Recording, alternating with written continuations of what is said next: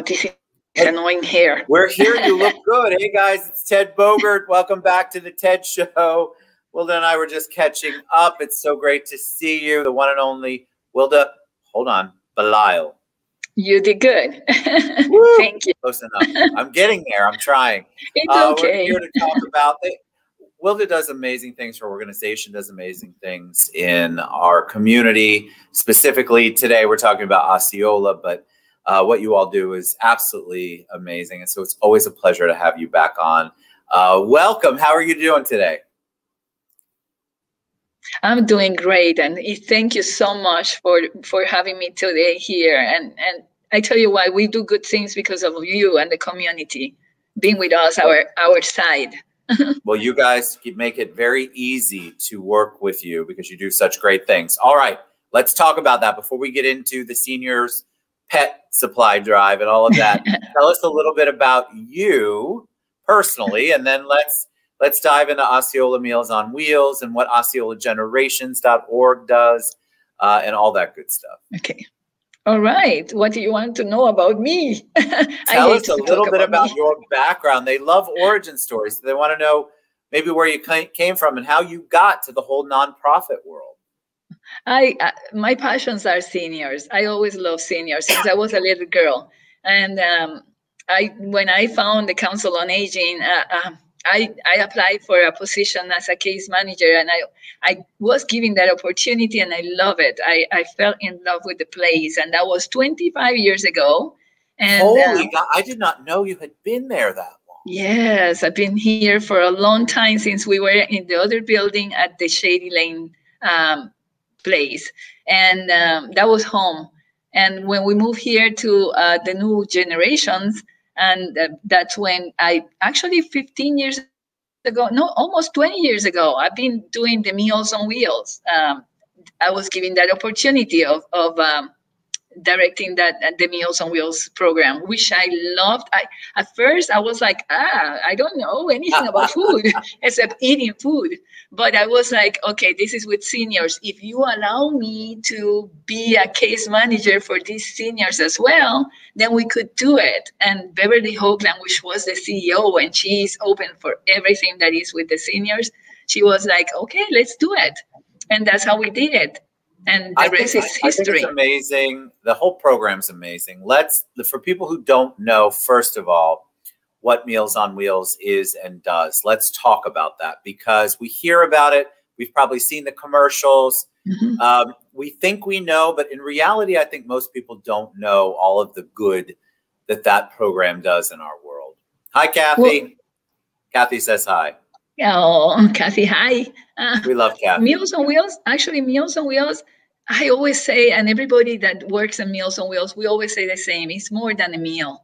It's definitely more than a meal. It starts with a meal to go to the houses of these seniors. And most of the seniors, to be a background, it's a program that is geared to seniors that live alone, don't have anyone to cook for them. They cannot cook anymore, and they do need a nutritious meal. So that's how we go, and actually volunteers deliver meals every day. So we have about 125 volunteers, angels, that comes and deliver meals for all these seniors.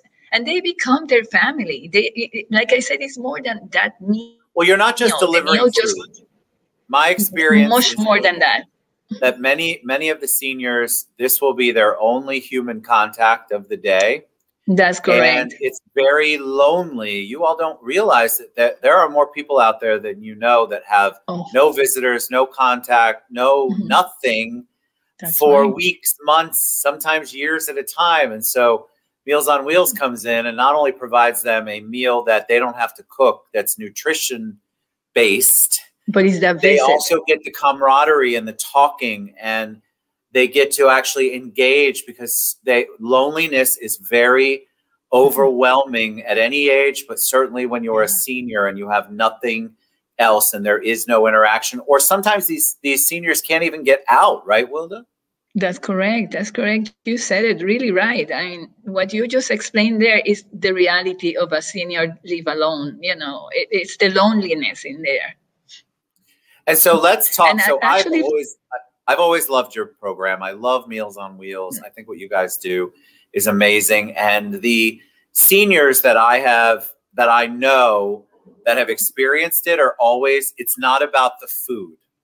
So don't get caught up in that, guys. This, if you want to volunteer, you want to get involved, it's also about the being humans, and they're looking for that connection, that interaction that we all strive for and actually crave, and we need. Most of us need some sort of human interaction that's not on our TV. So talk about Jimmy's Place. So this is interesting. This is going to help a problem that I think people don't realize actually exists out there. Yeah. Well, Jimmy's Place is for the pets of our seniors. We talk about loneliness. A lot of these seniors, the only companion they have is that pet, the cat or the dog that lives with them. This is the only thing that they see during the day, and they talk to them, and they really they used to feed them with our food. They used to share the food. And one of our volunteers, a long time ago, his name was Jimmy. He was the one that that's why we put his name, Jimmy's Pet, because Jimmy was one of our volunteers, Jimmy Scarborough. And he used to deliver Meals on Wheels, but he realized that these seniors were feeding their pets as well with the food that we delivered. And that's defeating the purpose. We want them to be healthy, and we want them to eat their food. So Jimmy started bringing pet food with him, snacks first, and then pet food with him to the houses of the clients. And that's how we realized what he was doing. And Jimmy's Place came along. When we did this building, we officially called it, one space in there, Jimmy's Place. And then we start feeding the seniors pets. I want to point out, just to kind of elaborate on what you said, they weren't feeding them like we all are probably guilty of, where we're giving our pets a little snack here and there. For a lot of them, that was the only food their pet was going to get as well. And so they're alone. They can't get out. Food is expensive. They can't maybe open the can. I mean, there are so many things that we take for granted that we don't understand that our seniors are dealing with. And like Wilda said, they're babies. This is what keeps them connected. It's what they love them, and they love them back. And so they're going to share their meal, trust me. And that, like Wilda said, that defeats the purpose. So Jimmy's Place actually will bring the food. Tell them about that. So what happens? Yep. Do you all bring it along with the regular meals? Do you get to know the seniors, and then you get to know what their pets are and what their needs are? Yeah, it's mostly like that. We know the seniors. We know that they have a pet. We enroll the pets in the program.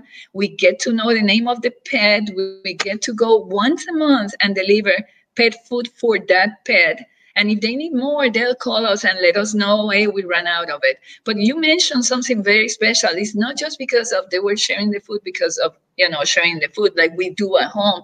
It's because they don't have the money.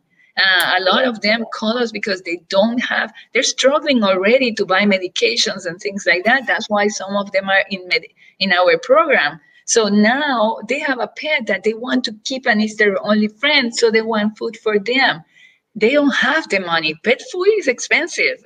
I've been buying pet food, and I tell you, it goes really, really, when you have to feed so many pets, it really goes a long way. And if you're like all of us, we're going to give our pet something before we'll take it. There you go. So the disadvantage for them is that sometimes that's maybe the only meal that they got, or one of the only meals. And so when they're sharing it, they're taking away from their food nutrition that they need to fight off whatever they get. Or as we get older, we need nutrients. There's just so much that goes into that decision. So tell us about what's going on with the pet drive. How do people get involved? How do they get the word out? What's the best way for them to contribute and help you all out with your initiative? Well, with COVID, everything went crazy. And from 50 seniors we were helping with pet food, it went all the way to 72. Right now, we have 85. We have 85 pets that we're helping with pet food every month. And even though 85? we did 85 total, we have total of 37 dogs and 48 cats that we are helping right now. And we also try to provide a cat litter. You know, cat litter is expensive as well. And so we're trying to get all these together for them to make it easier for them. And I tell you, if you hear the stories and if you see how thankful they are, and it's so incredible.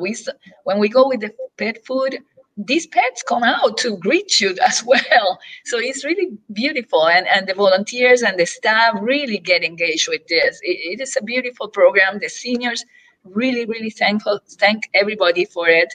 And we are very, very thankful to the community that have helped us, because we haven't been able to do this. It wasn't for different people in the community, different places in the community that help us with this. But the need is big. It's The every need is month. great. So 85's amazing. I still am amazed at that number. Kathy just posted this in the comments. You can reach out to Wilda. There's a phone number. There's an email, all in the comments, guys. The thing is that we just want you to get involved. We want you to, first of all, make awareness and make you aware and educate you that this is actually an issue. I wouldn't have thought of it until you, listen, you know, I'm usually in touch with what's going on. When I saw this come up, I'm like, oh my God, I never thought about the impact. I know how I am with my own dogs. I can't imagine struggling to find food or pay for food. Of course, I'm going to share it with my animals. They're my family. And so I think a lot of people don't. I just didn't know. So Kathy put in the comments the number that you can call, the email. You can also reach out to me. The website, osceolagenerations.org, has everyone's contact information there. Is the pet drive, before we close out, is the pet drive going on 24/7? Is there anything special that they need to know about the food that they would donate? Yeah, mostly the pets that they have mostly, or they're small or they're older. So the food that they need is mostly dry food, but they need the small bites. The big bites, we have even one gentleman only. He has 4 dogs now, and these are his companions. This gentleman was the dog savior from the neighborhood, and he had 6 and he lost 2, and he has these 4, and those are his life. And he's a very special gentleman. He was talking to me before I was in the program today, and he was telling me how thankful he is of the program and how lonely he is without those pets. And he says, you guys have helped me a lot because I couldn't afford it. He makes less than $1,000 from Social Security. That is not enough to pay his rent, his utilities, and everything else, and his medical bills. So the gentleman really is struggling. And he's very, very thankful. And this is the only thing he has. He doesn't even have kids, no family at all, except one. It's an aunt. He's 82, and his aunt, he says, imagine how old is my aunt? And she lives in Fort Lauderdale. So it's adorable. But, you know, things like that is the things that people don't know. But it's important. The food that we give him, he said, this is incredible. This is the best I could, ever have. So. All right. So let's get behind. Russ Gibson says hi to both of us. Oh, hi, Russ. So let's get involved. So osceolagenerations.org. You can reach out to me. You can reach out to Wilda.